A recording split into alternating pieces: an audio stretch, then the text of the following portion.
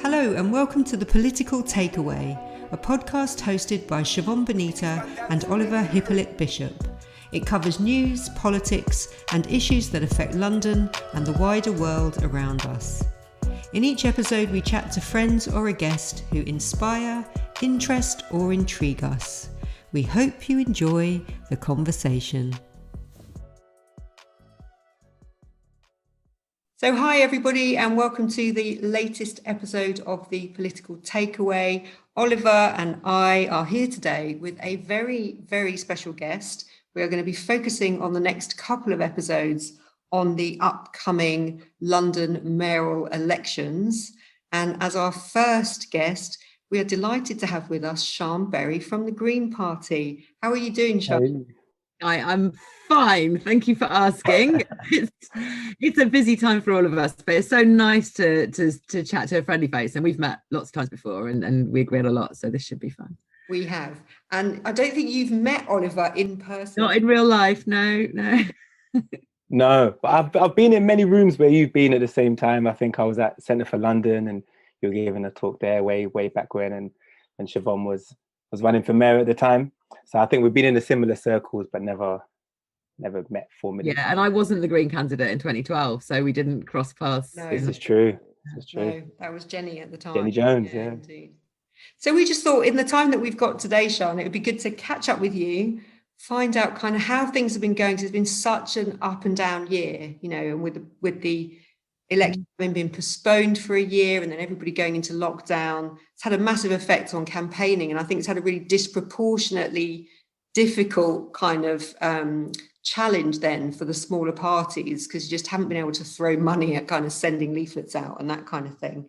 I guess my first question is, how have you been and how have you been finding it? Because not only have you been the mayoral candidate, you're also co-leader of the party, you're also a councillor, and I imagine that's been quite busy over the last couple of months as well. So how have things been?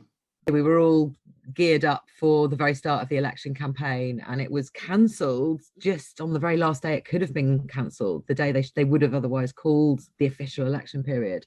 But it was just at the start of the main first lockdown. Things were incredibly scary. There was lots of worry and it proved to be correct about what would happen if people weren't allowed to go to work. Would we have enough things? There was the run on the toilet rolls, but also there were issues with, you know, all the precarious workers in London who are paid by the hour that they actually work.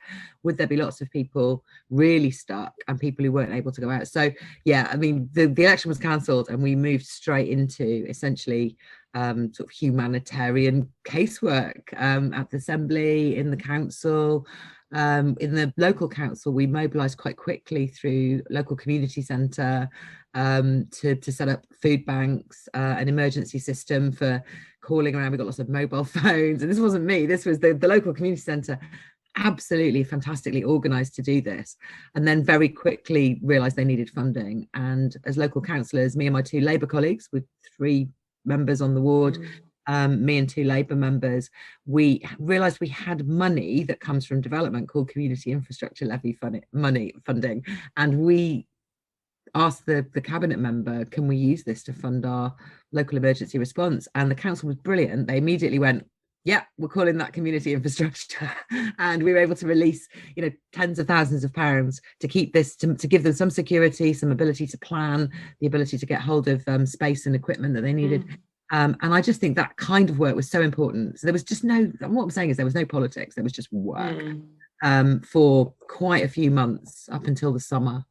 It was a really nice period, wasn't it, where kind of I think party politics was put aside for a bit. Completely. Yeah. Communities were just coming together and all the kind of grassroots groups that got set up, the neighbourhood groups, and ours is still going here where I am. You know? Yeah, exactly, they're still at it. I hope that will still be a legacy. But that must have meant that for you, you know, with all of that going on, I guess you had to focus very much on that local stuff. Did that mean that the campaign, the mayoral campaign, paused for a while? Like, how did you manage to juggle all those different things that you're responsible for? Yeah, I mean, at every single level there was emergency meetings, lots of questions, lots of worry. I mean, at a national level, we're arguing for things like furlough payments, which weren't announced for weeks and weeks, trying to make sure that there were the ability for people to get emergency food. Really, I mean, I was pushing from, I'm trying to remember, I think it was the 13th of March was the first time I went, what would solve this, a universal basic income.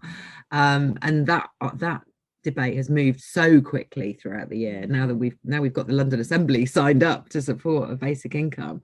But it's those kinds of things where you're making sort of big calls, trying to make sure that the government doesn't make a mistake at one level, and on the other level, just really seeing on the ground where the individual gaps are, where it's impossible to distance in local shops, and where there's new guidance needed, and all of those sort of very immediate things that are obviously helping to spread.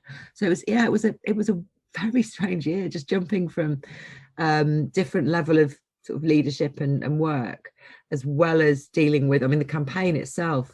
As you hinted there, we don't have unlimited money in the Green Party.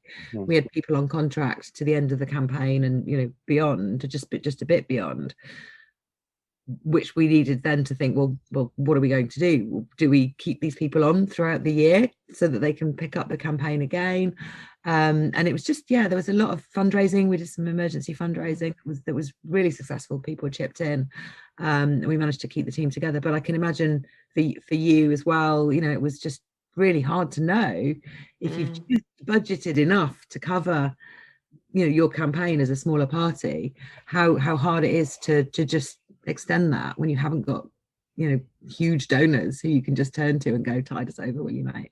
I mean, I think your members who are also perhaps struggling and they've got bigger things to worry about. I mean, I guess for all three of us, the year's been interesting in different ways. So obviously I was running as the Liberal Democrat candidate, and when we went into that extra year, I had to make that difficult decision that I wasn't going to stay on and run this year.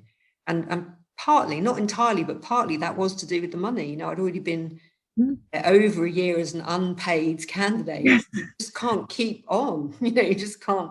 It's just not fair to family and friends and yourself to go, okay, I'm going to do this again. And and I think the family point's a really good one, because I have to live in my loft on my own. I've got no one else I'm answerable to. But if the decision was one of that a whole family was making with me, to put that extra year in, I know it would have been a more difficult one, because it's it's a big thing to say, right, okay, yes, another year of my life I will put into this particular extra bit of work on top of my elected role as an assembly member.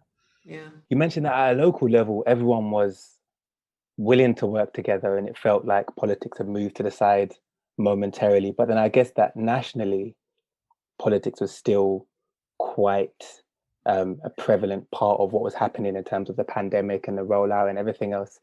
How did that play out, I guess, for the party in London, I guess? And I mean, you mentioned that things weren't very political up until the summer, but then quite clearly the summer got quite political. And this is awful, because it shouldn't have been political, should it? I mean, this is it. There wasn't any conflict at the local level. The council, we got together to decide what to do about council meetings, because there's a cost of staffing, and actual money cost goes into council meetings. We all agreed, all the opposition parties and Labour, who run Camden Council, agreed we scale back the meetings. We said there can't be no scrutiny, so we had one scrutiny committee that meets. Now we're getting a little tired of that. We do actually want to have some of the scrutiny investigations that we were going to have into their developments reinvigorated. But we made there was no conflict. We weren't sitting there arguing with the council about what to do. There was a lot of consensus building that went on. At a national level, it should have been the same, and yet it wasn't. I'm really, really disappointed with the way that the government dealt with this. The way that they regarded all their announcements as sort of PR opportunities, the relaxing of the lockdown in the summer, the eat out to help out, what went on over Christmas. Their primary goal seems to have been public relations, not public health, and that bothered me all the way through. So in the beginning we started out as the Greens making constructive suggestions. The thing I said before, where I did a a set of proposals on Twitter about potentially how we can bring in universal income. It was like a set of questions. It was like, how can we do this? Which systems do we have that already? You've been a civil servant, Siobhan, you'll know this. What systems do we have that already have contact with people's bank accounts? Well, we've got the HMRC system, we've got the universal credit system. But if we use those simply to pass income to people on a universal basis, who would that leave in the gaps? Oh, it would leave these people. Okay. So that was my Twitter thread, and I was trying to work out the best way to reach everybody if we wanted to make sure everybody had a secure income. And that so the Greens started to put forward ideas like that. We had 10 points the government ought to be taken up. That was very much the tone in which we were putting things forwards, ideas we thought should be taken up. And then I think, by the summer, by the time there was mistakes made, particularly I think September was the worst mistake. And then again in January, with sending the children back to school without proper testing, relaxing things without having test and trace properly in place in the summer, encouraging people all to go to the restaurants when we could tell that was a public health risk, and there wasn't any proper test and trace to deal with it. Once you've had so many of those mistakes made and so much sort of trust broken, it just, we've had to be much more oppositional, much more demanding, and now we're at the point of needing to have the evidence, the information, the transparency, so that the mistakes that were made can be properly examined. We're back into proper oppositional political scrutiny again, and it's a shame. New Zealand isn't like that. I keep giving New Zealand as the example, but it's a classic example of a cooperative government. You've got the Labour Party in New Zealand won the election, but they still put Greens from the opposition onto their government because they'd had good experience of cooperative work. They carried that spirit through the way they dealt with this pandemic, and the results are, in a different circumstance, there's only half as many people in New Zealand as there are in the whole of London, but even so, they managed to achieve something. We've come nowhere near anywere in the UK. I think there's so many issues there that you've raised, and I mean, I've given you the story of the whole year. It's just that there's I think certainly I would fall into this category. I think a lot of people do as well, not aware actually how much the Greens focus on issues that aren't just about the environment, although obviously that's a central part of why, of your reason for being. But so many of the issues that you are passionate about in London are about tackling inequality. They're about, as you say, the universal basic income. They're around council housing, community homes, all of those kind of things. I wasn't aware until I got into politics in London that you were very much in that space. So I think that's something probably post-pandemic that's shone a light on inequality even more, that makes your message very relevant. So I think we can talk about that as well. But then the issues that Oliver was raising there, and about how the government have dealt with this. And I think, going forward, I think there's such now groundswell of desire for a different kind of politics, for a less tribal kind of politics, for electoral reform, for more progressive pacts, between parties. And just wonder, and then there's the whole announcement now that the government want to bring in first past the post for mayoral elections I mean, they're going in one direction, and I think other people want a different kind of politics going in the other direction. I'm not quite sure where we're going to end up, but I swing between being really optimistic and really pessimistic at the moment. So I guess your thoughts, in general, on kind of the state of politics at the moment. Are we ever going to break out of these tribal camps that we're in? Do you think there's a hope for that? I think more and more people are behind this, and I think you talk about the goals here. The goals aren't to have political pacts at election time. The goals are to have political cooperation in the running of the country, because that is more healthy. And I think there are more and more examples of that in local councils. For example, a lot of councils went to no overall control in 2019, and there are all different complexions of cooperative agreements running different councils. Greens are involved in, I think, 18 of them, but there are others that don't involve the Greens, where things have gone to no overall control. And it's just that, I think, has probably helped. If someone ought to do a study comparing councils that have got multiple parties in control compared with the ones that have one in control, and how they've performed in the past year, I suspect it would come out quite clearly. But you're right, what you said about the government just then, with trying to move to first past the post, they're very clearly in the camp of someone should win all the power, and the rest of you can just go away in between elections. You know, the people have spoken, that's it now until the next time there's an election. That's how they were about Brexit. You know, the people have spoken, or we're doing that. And there was no sense in which they wanted either to sort of be transparent about what was going on in the negotiations, which would have been much better. If people throughout the country had been involved in discussing the implications for losing access to the free market, using access to freedom of movement and the customs union in particular, then that debate would have been more in public. It might have resulted in different negotiations. But also, yeah, they're just not interested in any kind of opposition contribution to what goes on in government at the moment. They're really not doing even the basics of the parliamentary committee system. They're just ignoring all of that as well, not taking up the suggestions that come from these really serious bits of work that the committees do. So yeah, that's the reason, that's the direction they're going in. But I think people in general are seeing more and more good results from cooperation. They want to see parties working better together, and that's what I hope Greens and Lib Dems and Independents, you know, these are the kinds of, that's the kind of combination that's running quite a lot of councils right now. That is something that I think people want to see more of, and they're seeing more as well. It's like an evidence-based view the public are coming to.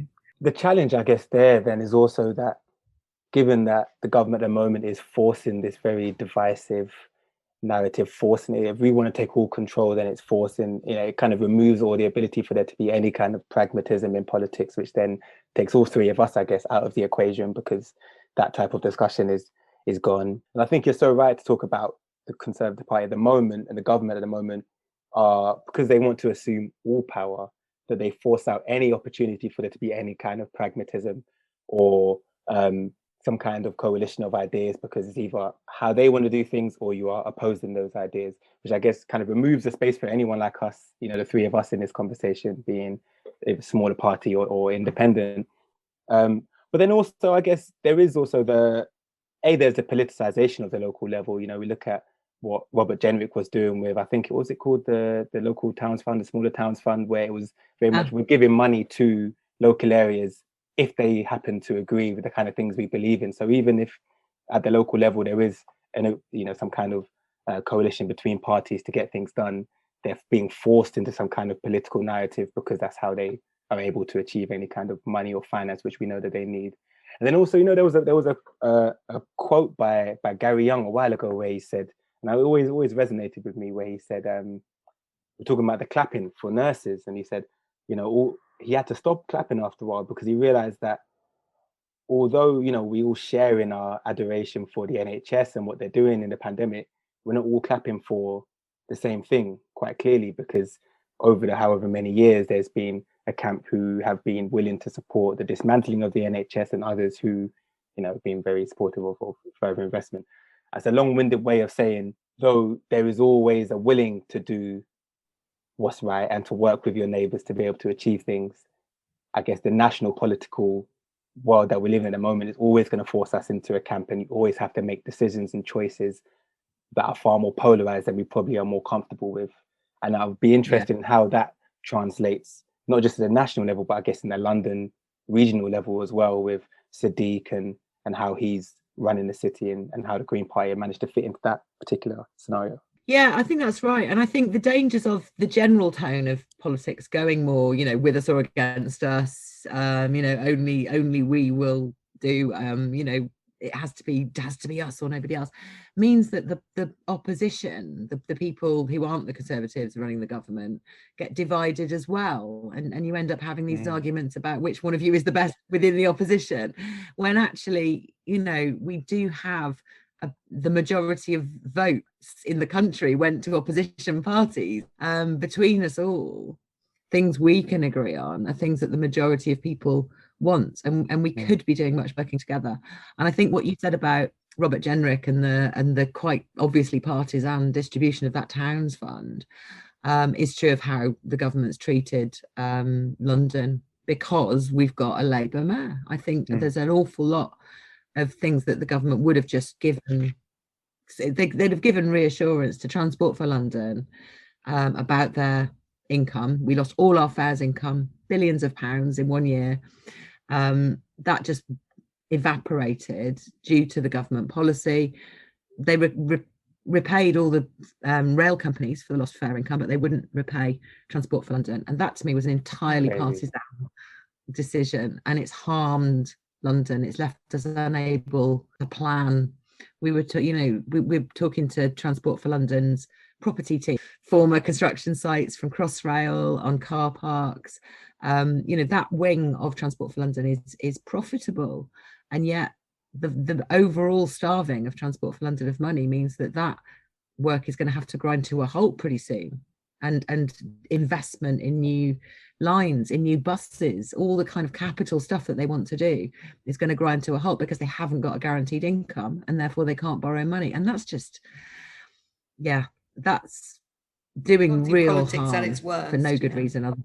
But we do want to talk about London, because obviously it's a chance for you to kind of talk about your campaign and what your priorities are.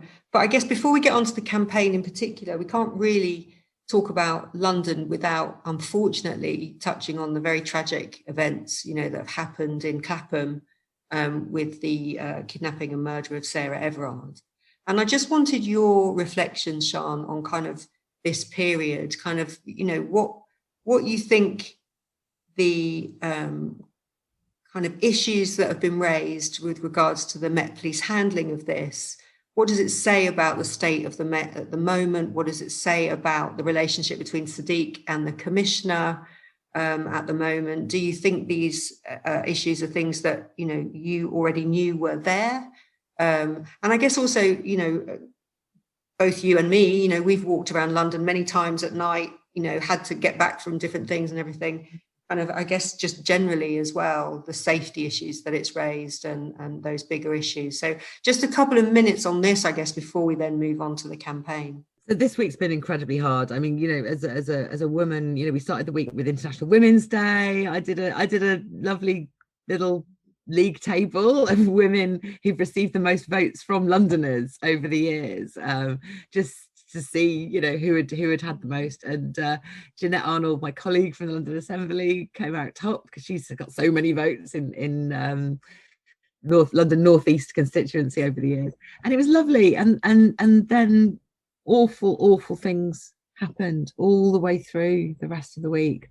And the disappearance, as it was to begin with, and Sarah Everard's face all over all our Twitter feeds. Where is she? And her colleagues rallying around to try and help. Finding out she'd been murdered, by a serving police officer, and finding out that it happened, just while she was walking home in what was basically early evening, a time when we all walk around London, was just, it shook a lot of us to the core. And the things that came out from women all over the country saying, I experience street harassment, toxicity, things that make me feel unsafe on the streets every single day, has been, it just rings so true for all of us. And it's been really hard. Moving on to the police reaction to this, I genuinely am baffled by what they did with that vigil. The right thing to do would have been to facilitate the very quiet vigil that had been planned, to make sure that people were following some decent guidelines, but not being heavy-handed about the fact that potentially things might get emotional, people might hug, those things might have happened at that event, and they should have stayed well away from it. And I tried to give them that advice, and they didn't. They did almost the worst possible thing.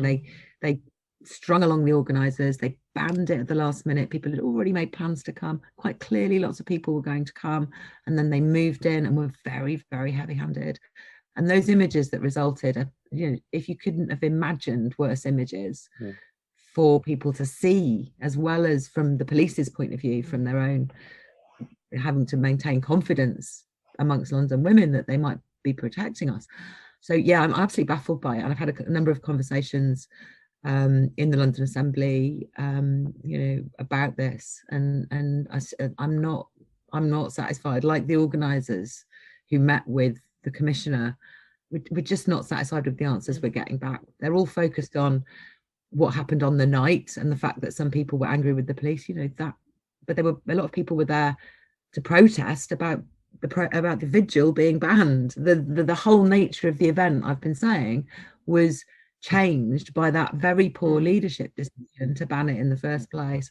So I'm going to try and make sure that the focus remains on the leadership decisions here, because those kinds of things are crucial. You know, we need a police service that works. We need a police service that does command the confidence of Londoners, that isn't constantly doing the wrong thing. And this is just one of the worst examples I've seen of getting that wrong, really badly wrong. I mean, firstly, I think it's important for me, being a man, to listen more than try and have any kind of conversation this. But when it comes to the Metropolitan Police, I think I've got a few things to say. And I think what I witnessed in that event was more, for me, a continuation of the type of male violent and aggressive cultures that seem to continue to exist within the Met, that go entirely unchallenged and have gone unchallenged for some time. And it's, you know, it's linked to the conversation that happened in the summer before. It's linked to all the protests and conversations that have happened previously. And my biggest frustration in the vigil itself was that Cressida Dick seems unable to acknowledge, even in the smallest sense, any type of wrongdoing by her officers, which is exactly the same response to the conversations around stop and search and excessive use of force and everything else. It seems to be the same continuation of, well, this is how it goes.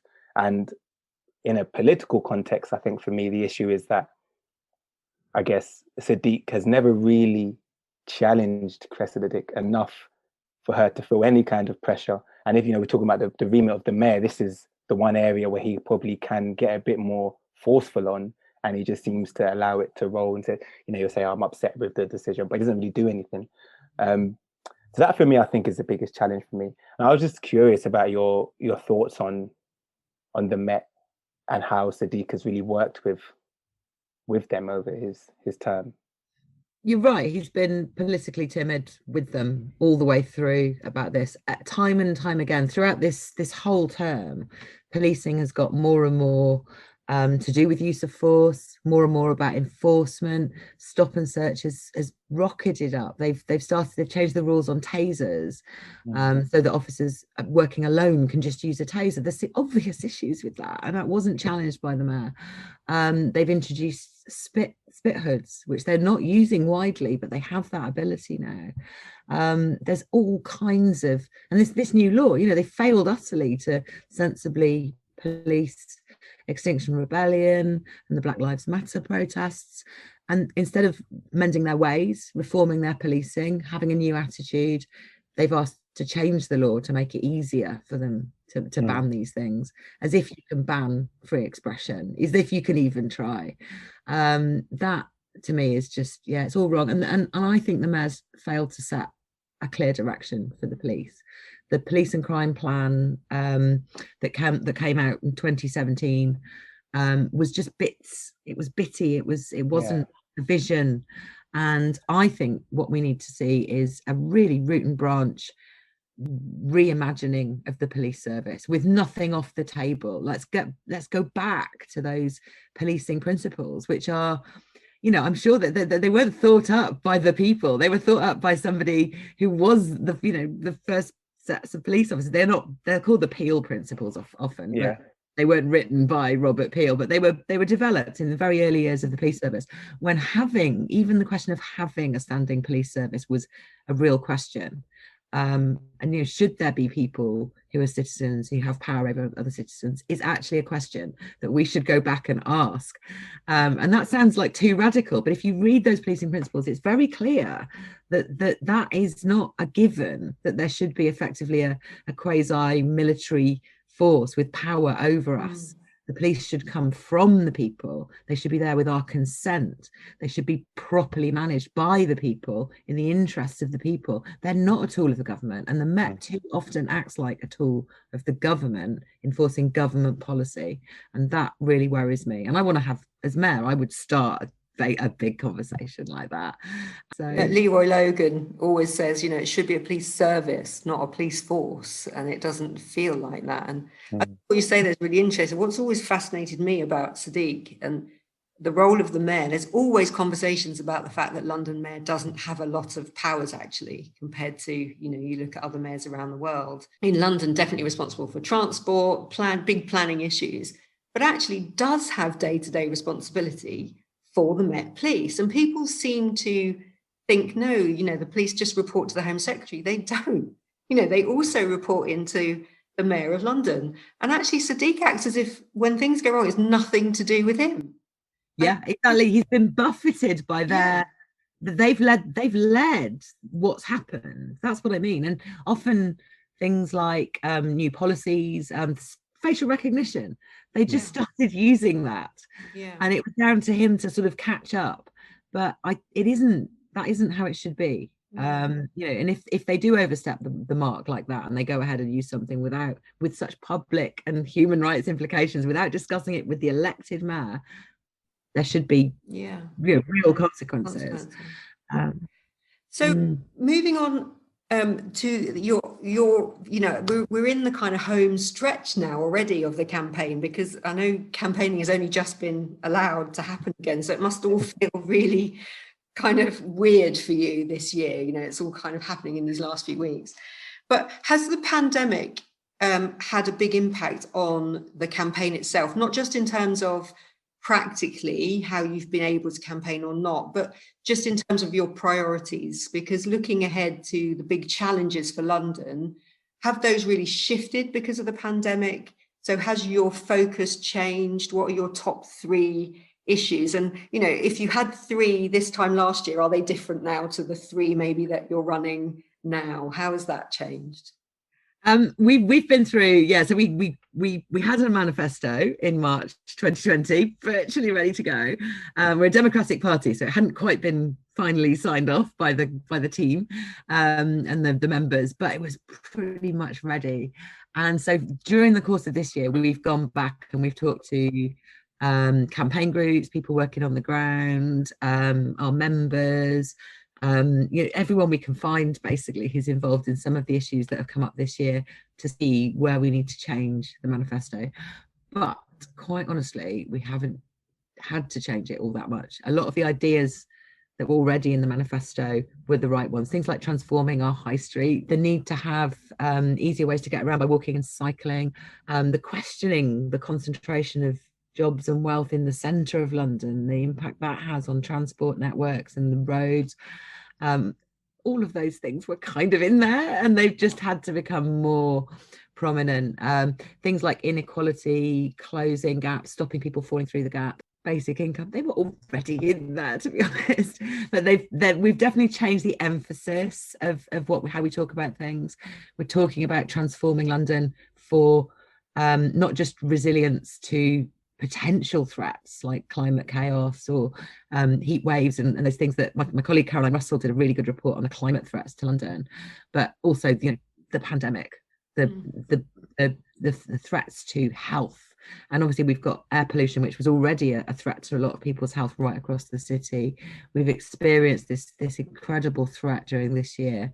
So policies to make us resilient to this storm and help us weather future ones are very much part of the overall communication that we're bringing in with the campaign and the vision that we want to build. But it's not that different to building a greener, healthier, fairer city, which was basically what we were talking about before. I think just people can see the need for a lot of these things a lot more clearly, and we can be a bit bolder about things like basic income, about things like minimum wages. There's already a new budget that we've only had for the last few years for adult education, and that's got real potential to do a lot of retraining of people, things like transition of jobs away from we're already talking about how to transition people away from jobs at Heathrow. Now it's just very, very urgent. So there's a lot of different emphasis and urgency to different parts of the manifesto, but it's just these are things you were already in the right space, we're already saying the right thing. I think that's so interesting. We we've always been the party that worries about the future. So we've always had that kind of. It does mean that you guys are so well placed. I mean, Siobhan and I have always spoken about, you know, what this pandemic, more than anything, you know, everyone talks about it's laid bare the inequalities, etc. But what it's also done is it's shown that those big ideas that everyone once said were impossible, you know, there's no money for it, it's going to put the economy into decline, all of that stuff, it's been proven to not really be true. You know, like we spoke in the last podcast about homelessness. You know, we know now after the first lockdown, we can take people off the street and find accommodation for them. Or we know that furlough, a word that no one even knew what it meant this, you know, last year, is something we can provide security for people that are, you know, out of work. There's all these different types of things, big initiatives that we can do. And I guess it's you know, the Greens have always been saying this stuff. And even, you know, we were doing the research for this podcast and I was looking at all of the stuff that you guys are talking about. And the one thing that really, you know, Siobhan will know that's close to my heart is legalization, you know, starting with cannabis and where London should be in that conversation, just how far we are from even pushing that or piloting anything resembling where we should be. I mean, it's just crazy to me that we've got firms in the London Stock Exchange that are trading cannabis stock, but there's still kids, you know, in Camden that are getting arrested for it. It's an industry already, and we're denying that it even exists whilst we make billions from it. So, I mean, I'd just be interested in what you guys, or maybe our listeners will be interested in where you guys are on cannabis reform and drug reform, and what your plans are. Yeah, well, this was the first thing we announced as part of the campaign after the new year. It was our first, like, here's the first set of policies from our manifesto. And it is just, it's not that radical, quite honestly. Obviously. It is, you know, within London, what we are proposing to do is to deprioritise the policing of cannabis, to save police time for other things, to reduce the obvious racial inequalities that result from quite frankly biased use of stop and search against young black men. The assumption that they might be the ones creating the smell in the street is just, that's basically just biased. They're not more likely to find cannabis on black men or white women, quite honestly, but that's how it works. And it's, can't tell you how many times I've been stopped for, oh, you smell like cannabis. Well, yeah, no, and I never ever have, you know, that's just ridiculous. But no, I mean, I think, sorry I interrupted, but no, it is almost ridiculous that smelling like cannabis is the reason for stop and search for almost any black person at any age, at any point in their life, or any, you know, background. It's a bit ridiculous. But I guess the big issue that we all agree on, I think, is one of the big reasons to stop it. And I think, Sian, we've probably spoken on this on panels before, is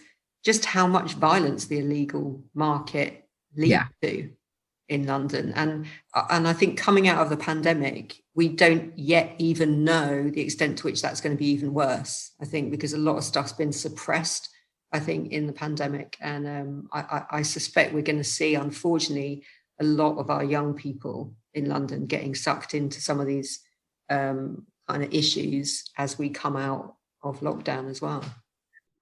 So, yeah, I mean, at a national level, again, we need to be creating a regulated supply of drugs. We don't want to have everything in the hands of criminals. We want to make sure that there are just legitimate businesses that can be made around something that is not actually in practice very, very harmful, and which people will do anyway. We know this. You can't, the Misuse of Drugs Act, which created this criminalization, which started the war on drugs, is older than me.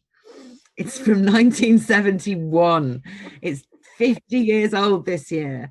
That is a ridiculous amount of time to be pursuing something that's counterproductive and wrong. And so, yeah, at a national level, and again, if you have a mayor who's successfully reprioritizing without creating harm, managing to put in harm reduction efforts that are saving lives, those kinds of things you can use to change opinion at a national level. And it really needs to happen, because so many countries are doing this now, and we've got the evidence now that it doesn't create extra harm, that it actually does reduce deaths. It, you know, it makes it more difficult for people to get unregulated dangerous forms of drugs.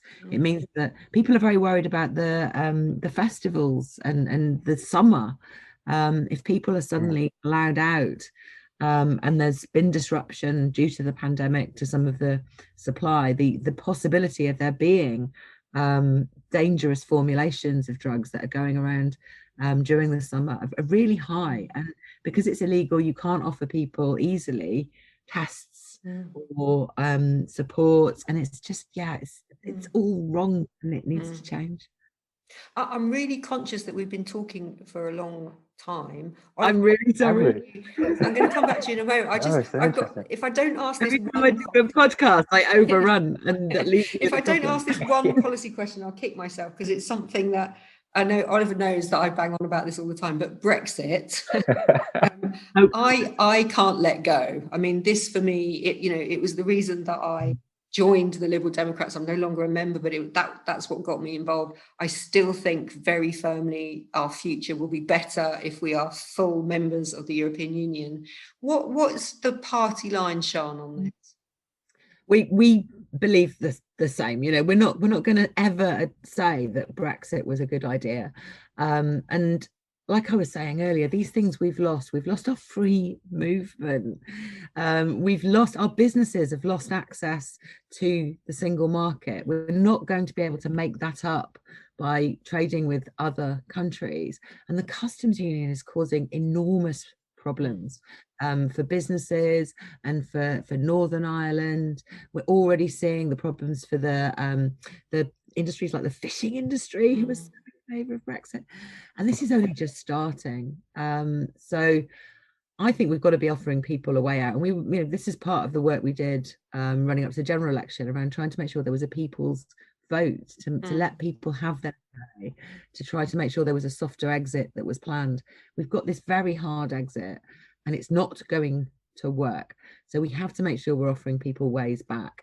And I think we're focusing at the moment on freedom of movement and the customs union as the two things where I think we need to see a change in the deal, a softening of things. And we're also focusing on the rights of EU citizens in this country as well. I think the attacks on them are only just start to see problems with people, people being hired, people reuniting with their loved ones, people falling in love and not being able to be together because they don't earn enough. There's going to be a lot of defences of people who are our fellow Europeans, whose rights are going to be hurt. And I think there's a lot of work to be done there, supporting EU citizens who live here, EU citizens who live here. So we'll be doing all of that. And ultimately the case it's going to be a really tough year, and it's already a tough year from the pandemic, but the Brexit problems are only just starting to come through. Honestly, it's really nice to hear you say that, because I think I just feel like other parties should be. We've got to be sticking up for these poor fishing people who voted for Brexit and are suffering. We've still got to be trying to solve their problems. It's really important. We've got our ex-MEPs who are still heavily involved. We're a really good party, the Greens, in that we have the European Green Party. There is actually an international branch to us, and so we've got people like Molly Scott Cato and Ellie Chowns, and I won't list them all, but there's lots of former Green MEPs who are still involved in the bodies of the European Green Party, very well in touch with Europe, who are going to help with all of this work and make sure that we're making calls at the right time so that people can see that there are alternatives to what the government is putting forward, because they're never going to admit that. Great. Now, Oliver, did you have any final questions or thoughts? My first question would be around flat fares, I guess. And flat fares. No, because I want to give you the opportunity to talk about it, because I think it's something that's very important. Maybe it doesn't sell as like a sexy political idea, but I think when it comes to addressing inequality in cities like London, it's pretty vital. It's a real thing. And this poverty premium, it costs, if you're living in the outer boroughs of London, what it costs for you to get into work in the city is far higher than it does for someone that lives in zone 2 or zone 1. So the ability for just to level the playing field, I think, is really important. So I just wanted to give you the opportunity to talk about your plans in that respect. Yeah, I mean, you've pretty much laid them out there. So we have these zones, and they're done by distance. But it doesn't make any sense, particularly not when you've got so many people who have normal working jobs in the centre of town, people who work in the shops, people who work in the city, people who work in the catering and the couriers, and all those people, they can't afford to live in the centre of town. So there's disproportionate amounts of people who are overcharged for their transport simply because of where they work and where they can afford to live. And I just think you've got to even that up. And the zones are from, let me get this right, 1991. That's roughly when the zone system came in. And we had the Oyster card came in 2004 or 3, but then in 4 there was one bus fare. They got rid of all bus zones. So you tap in with your Oyster card and you go, you can, however long the bus route is, doesn't matter how many zones it goes through, there's one fare. And that happened in 2004. Before that, there were some bus zones. So it doesn't seem to me like there's anything particularly radical about getting rid of the fare zones for the tube as well. Practically, it's difficult simply because we share the travel card income with the train operating companies, and obviously that's all privatized, and so there are separate agreements with each of the train operating companies about how we share it. So you've got to go and renegotiate that. But it seems like the government's looking to do this kind of thing for the rest of the country anyway, so if they're used to renegotiating the fare agreements with, you know, Yorkshire or the government, there's no reason why they shouldn't sit down with me and work this out. It costs money. I would help to pay for that with my plans to do smarter, fairer, privacy-friendly, emissions-based road charging by mile, and that's something that needs to be brought in, and that inevitably raises extra money.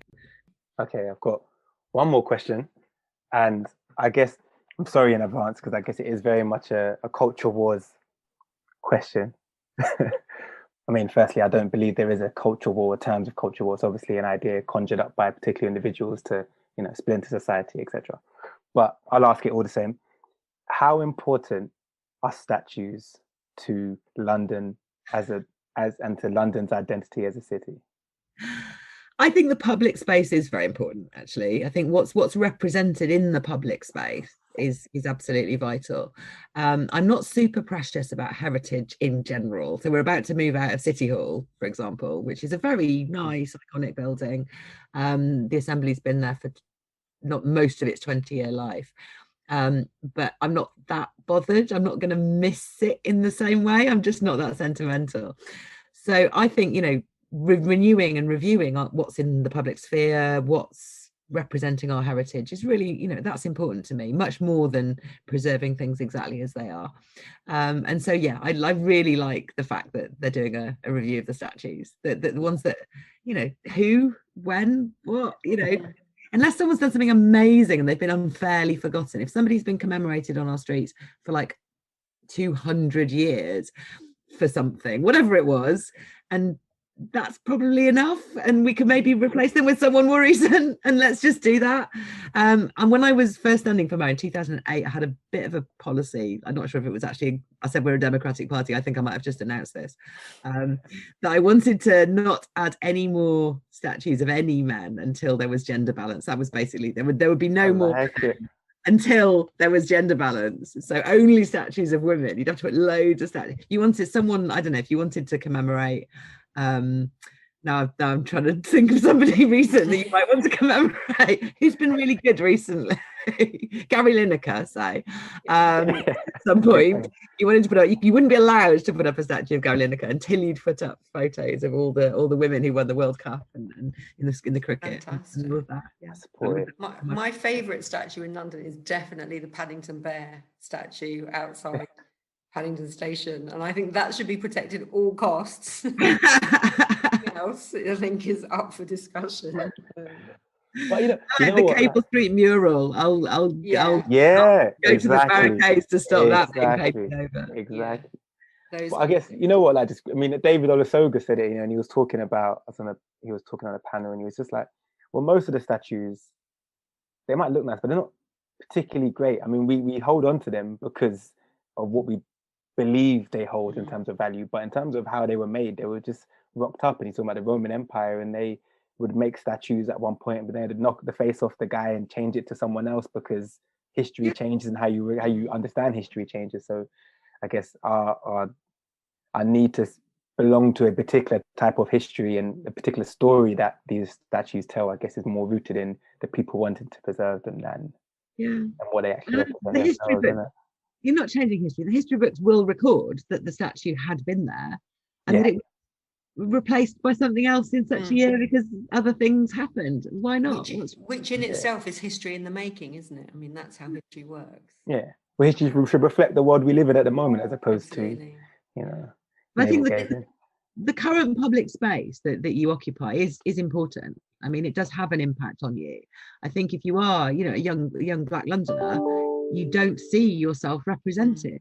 Things that are honoured around the city, and if we can change that, that will change lives. That will change people's daily experience, and that's just something really important that we should be doing. And I think also you mentioned the 100%. mural there. I think a lot of people like. And I think, to be fair to speak, I think there is a movement towards this, a lot more art, public art, which I think is really welcome. And then you can bring in, I think, many more diverse voices to contribute to that, and talent to contribute to that. But also having, like you say, the public space, making it greener, So, I mean, I think I did the National Park City walk.